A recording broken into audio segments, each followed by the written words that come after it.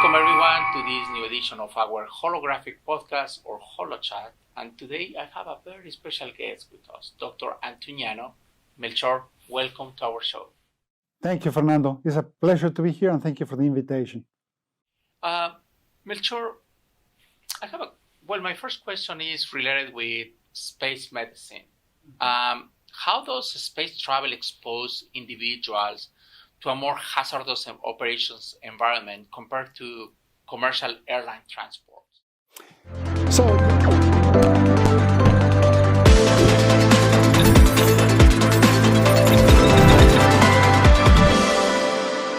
So yes, definitely there's a big difference between passengers flying in commercial aviation flights versus going to space.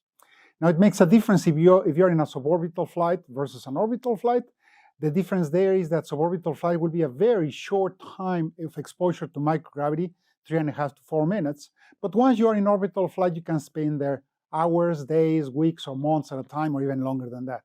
So the effects on your body of being exposed to microgravity are effects that you will not experience being a commercial passenger in an aviation environment. Then also the acceleration profile. To get to space, of course, there will be higher acceleration loads compared to flying in a commercial aircraft. Then also thinking about potential radiation exposure. Yes, you are more likely to have exposure to radiation if you are in a space flight as opposed to a commercial aviation flight. And of course, there is another difference depending upon how much space you have available on board the vehicle or the space station, if you go to an international space station. Well, what will be the effect of confinement, that you may not have as much space, plus you are going to be there a longer time if it is an orbital flight for a long period of time. So that may have some psychological implications for you that in the worst case in commercial aviation, we're talking about a 20 to 22-hour flight, and that's it. Compared to space in orbital, not suborbital, but orbital, that can be, as I mentioned before, hours, days, weeks, or months. Wow. About that, what psychological, physiological, environmental, and operational stress factors affect humans during space flights? Well, along those lines, once again, if we think about microgravity exposure is going to affect not only the way that you are going to position yourself, but how you translate from one location to another one in microgravity, not being under 1G conditions like we are even in a commercial aircraft. Well, the issue is that you have to learn how to push yourself from one location to another location, but then how to keep in mind that also the relationship between what's up, what's down, is completely different in microgravity because there is no gravity, so your body doesn't feel what's the equivalent of up and what's equivalent of down. So you could be with your head down, and that to you in microgravity doesn't make any difference.